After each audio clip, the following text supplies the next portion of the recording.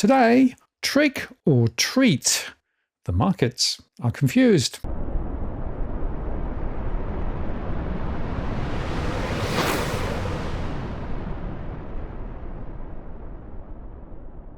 Hi again, it's Martin North from Digital Finance Analytics World. Latest posts covering finance and property news.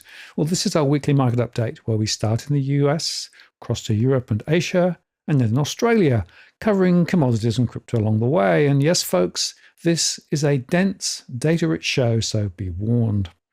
On Friday, global stocks slipped, finishing the week lower amid US election jitters, while oil prices rose due to concerns about fighting in the Middle East. In fact, Israel hit back with further, if somewhat restrained, strikes on military targets in Iran overnight. So that may change sentiment next week. We'll see. Republican former President Donald Trump and Democratic Vice President Kamala Harris are polling neck and neck in crucial swing states ahead of the November 5th election. Investors are anxious about a contested result, roiling world markets and unleashing fresh geopolitical uncertainty. But a rally in stocks faded as banks dragged down the broader market despite gains in tech shares, and Bitcoin slumped after a news report that federal investigators are probing cryptocurrency firm Tether. As the earnings season rolls on, traders also braced for the US presidential election and key economic data, including next week's jobs report for clues on the scope of Federal Reserve rate cuts. We're coming up to a couple of pivotal weeks, which could well shape the markets for, months ahead. The S&P 500 saw its first down week since early September, but is still up about 22% across the year. Remember, equities remain at elevated valuations, which could mean stocks are vulnerable should any near-term market events fall short of expectations. The S&P 500's price-to-earnings ratio, based on earnings estimates for the next 12 months, stands at 21.8. That's near the highest level in over 3 years. The Nasdaq added 0.56% on Friday, and the Dow Jones Industrial Average fell 0.6%.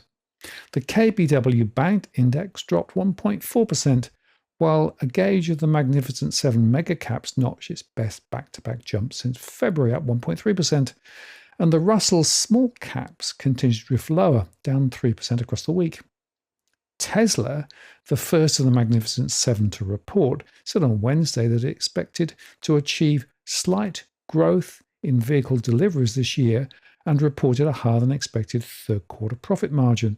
Its shares rose around 22% across the week, following earlier falls on the earlier week product launch.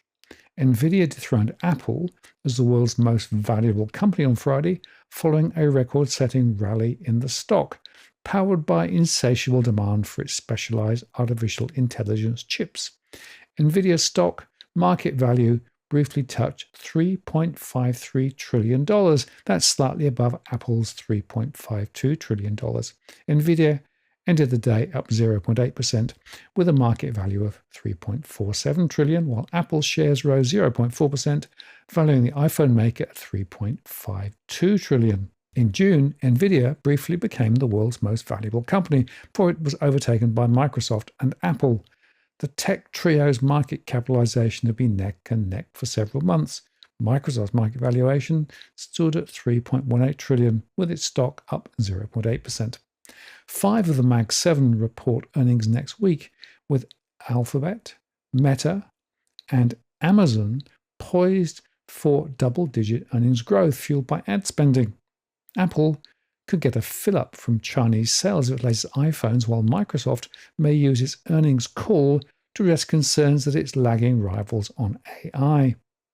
AI hyperscalers Microsoft, Amazon, Alphabet, and Meta are set to increase capital expenditures by around 40% this year, while such capex spending for the rest of the S&P 500 companies is on pace to fall about 1% across 2024. That's according to Bank of America Global Research.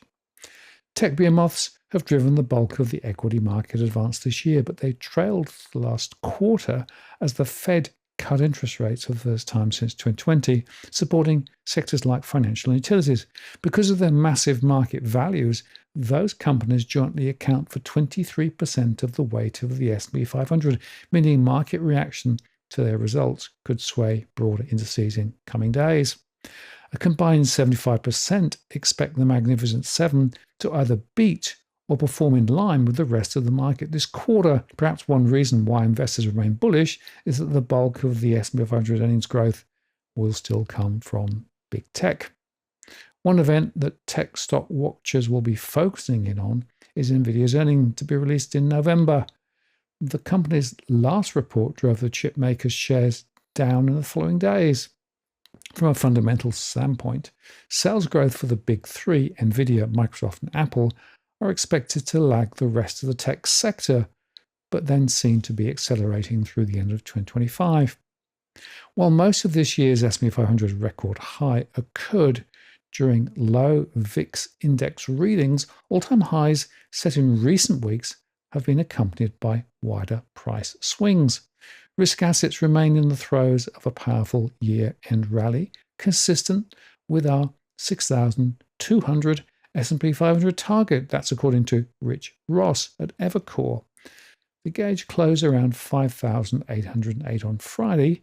The VIX, however, rose more than 12% across the week to 20.33. That's another sign that months of near-historic calm are indeed under threat. Investors should expect market volatility in the lead up to the US presidential election, analysts at UBS Global Wealth Management said in a note on Thursday. As November the 5th inches closer, market sentiment is likely to stay vulnerable. The severity of this week's back and forth suggests even greater volatility in the coming weeks, when the US bond market must weather a myriad of events from key jobs data to the US election to a meeting by the Fed. Recent data revealed a significant drop in US unemployment claims in late October, underscoring the labour market's resilience, while an uptick in the S&P Purchasing Managers Index, the PMI, pointed to robust private sector growth. The University of Michigan October sentiment data showed US consumers increasingly confident in October. It's up 6 months highs, actually, as households are more upbeat about buying conditions. They expect prices to climb to an annual rate of 2.7% over the next year, unchanged from the prior month, and they see costs rising 3% on average over the next 5 to 10 years, down from 3.1% in the prior month. October's job report will likely register the first negative payroll print in about 4 years, but if the report proves surprisingly strong in all dimensions, it could add to murmurs of a Fed pause as early as December. Even so, a near-term pivot could provide some difficulty given inflation progress and the consensus Fed view that policy rates are still restrictive, though just how restrictive they are is an open question. Over at the Fed, Mary Daly said that she hadn't seen any information that would suggest that they shouldn't continue cutting rates, but other members, including Neil Kashari, said that the rate cuts should continue at a moderate speed. Traders are pricing in the nearly 95% odds of a 25 basis point cut at the Fed's November meeting, but there is mounting speculation that the Fed could make a pause in its loosening policy in December. The yield on benchmark US 10-year notes rose to 4.232%, while the 2-year rose to 4.107%. There has been rising nervousness about these price pressures. Gauges of inflation expectations derived from inflation-protected treasuries, so-called 5-year break-even rates, jumped to 2.3% on the week. That's the highest level since June. To bears eyeing the ever-expanding economy and its implications for central bank policy, it all rings of complacency, especially if Jerome Powell's Federal Reserve is forced to halt or slow monetary easing to keep price pressures at bay. Among investors at large, however, the week was another show of fortitude in a year when almost $10 trillion of fresh shareholder wealth has been created. But virtually every market has seen a significant uptick in hedging, as indicated by big gaps between implied and realized volatility in the Treasury and equity markets. Rising rates are also a factor for those worried about stretched valuations in the equity market, an indicator loosely known as the Fed model, which plots relative income levels in stocks and bonds respectively shows equities are so richly priced as any time since 2002. With government bonds selling off, the 10-year Treasury yield rose about half a point above the so-called earnings yield of the S&P 500. The dollar advanced, with the dollar index, which measures the greenback against a basket of currencies, including the yen and the euro, was up 0.24% to 104.30. That was the fourth weekly gain against the Japanese yen, as an uncertain backdrop for markets sent the yen near 3-month lows ahead of an election in Japan over the weekend. The dollar strengthened 0.26% against the yen to 152.22. Brent crude futures settled up 2.25% to $76.05 a barrel, and US West Texas Intermediate crude settled up 2.27% to $71.78. Both crude futures finished the week up about 4%. Gold prices rose in choppy trading after retreating earlier in the week from record highs. Prices had hit an all-time high on Wednesday before wobbling lower and then wobbling higher again. The strength of the US dollar and rising Treasury yields damaged the metal's safe haven appeal. Silver, by the way, was up 40% from the start of the week, ahead of gold's 32%.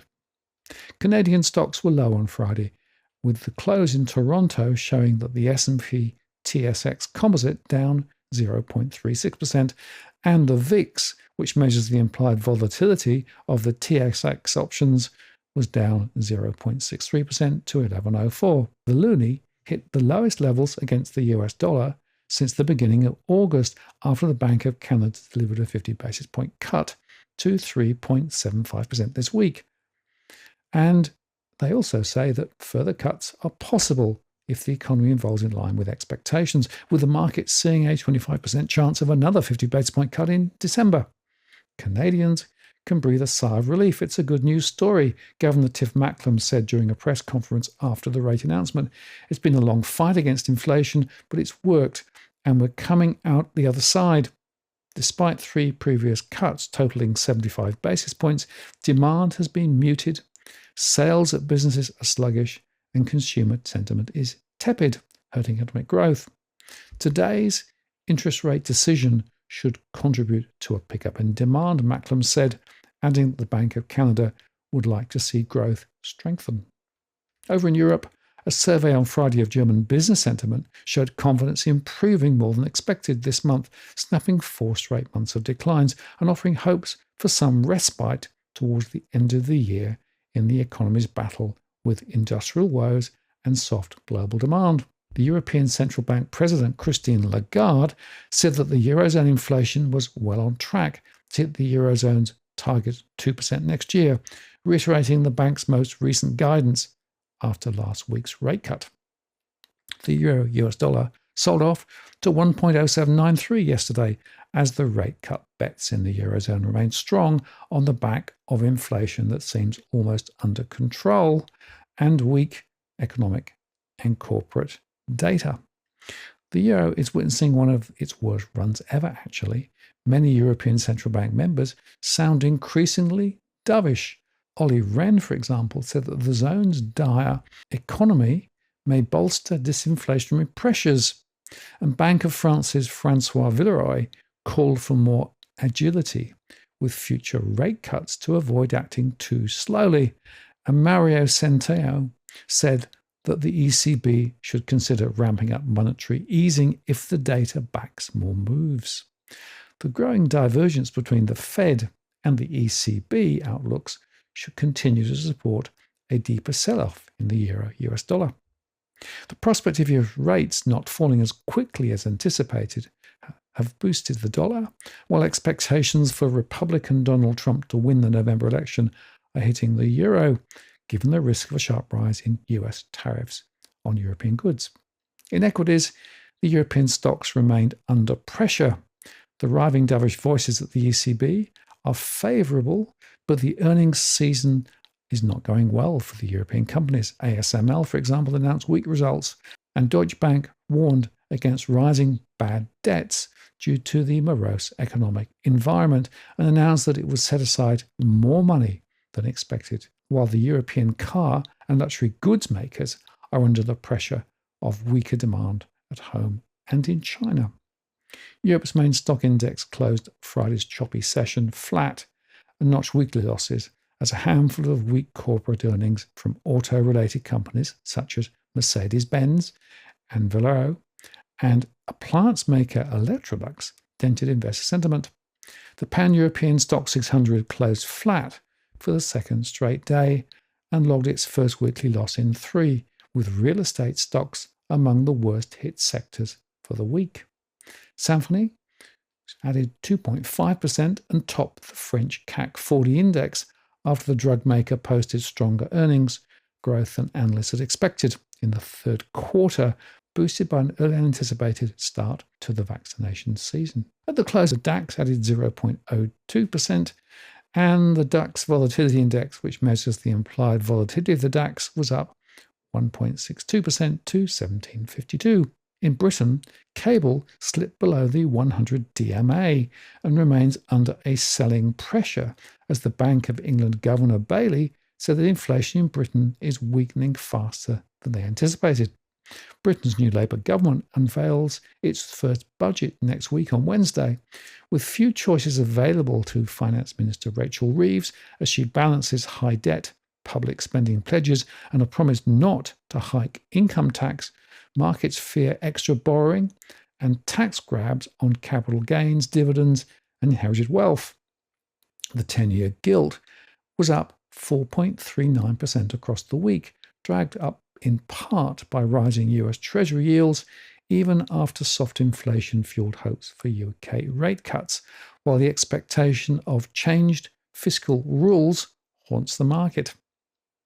UK consumer confidence slipped by 1 point to minus 21 in October, taking the score back down to a level last seen in March this year. That's according to GfK's closely watched barometer.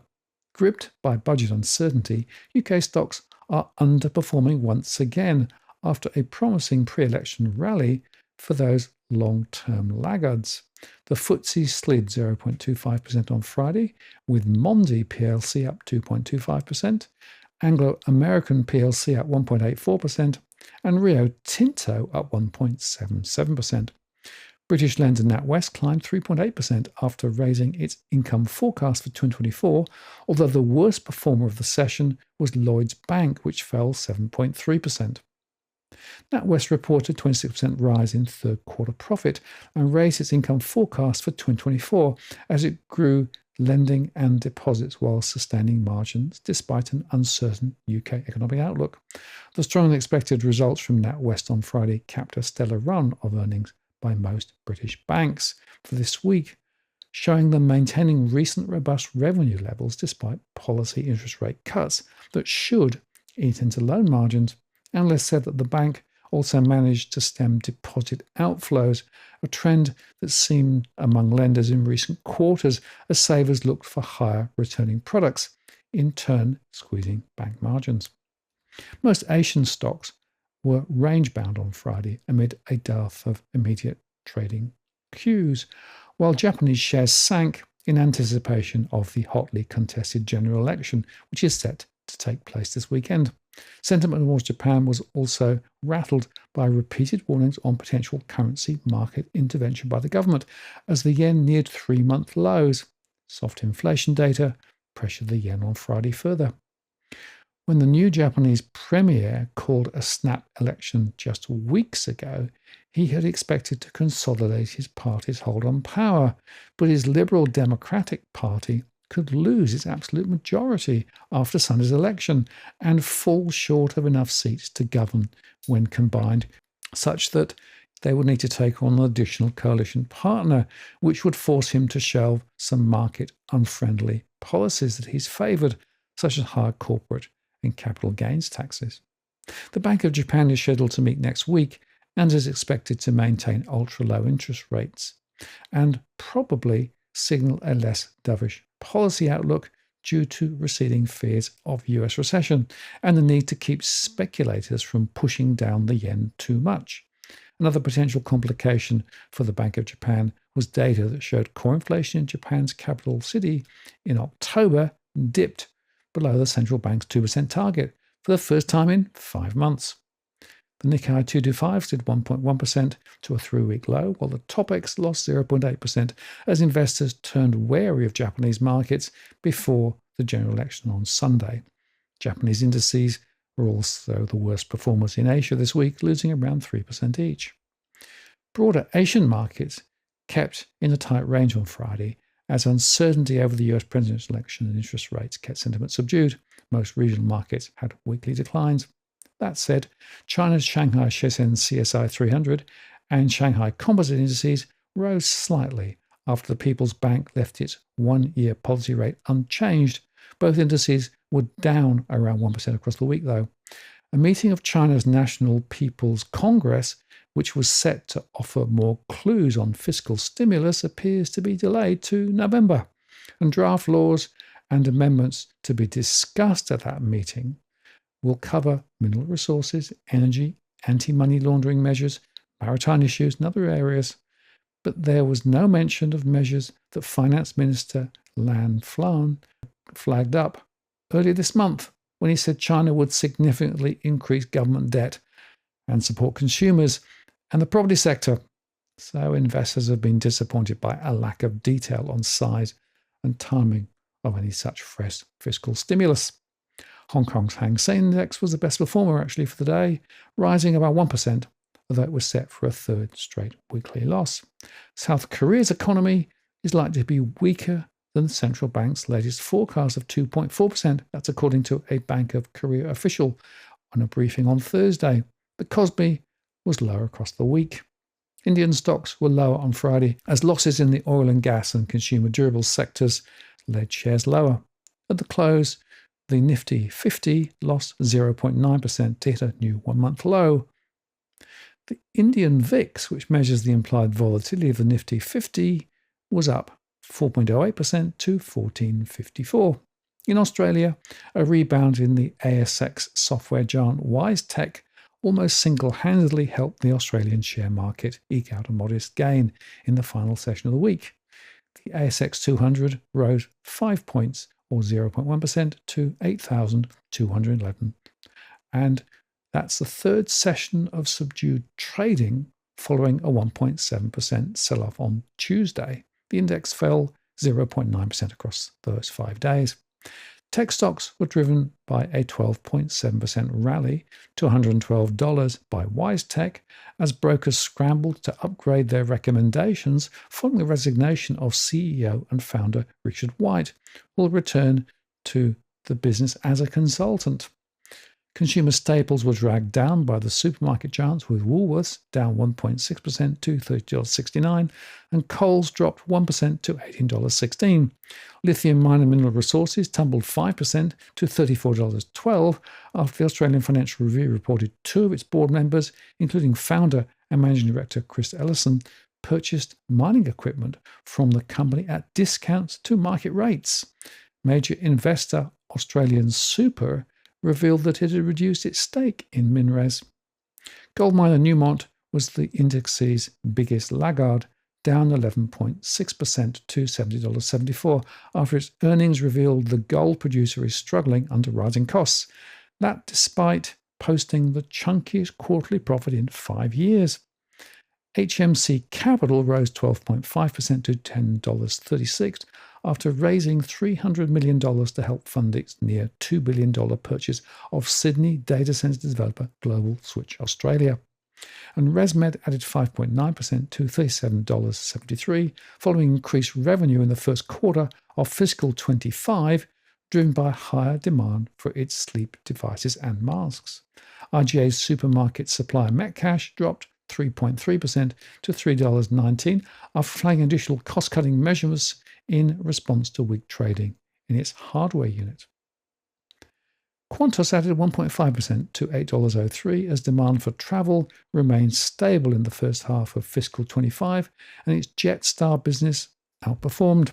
And finally, Bitcoin was volatile through the week as $5.26 billion worth in Bitcoin and Ethereum options expired, plus news on Tether pulling one way while the Pennsylvania House of Representatives approving a pro-crypto regulatory bill aimed at protecting self-custody and digital asset payments pulled the other.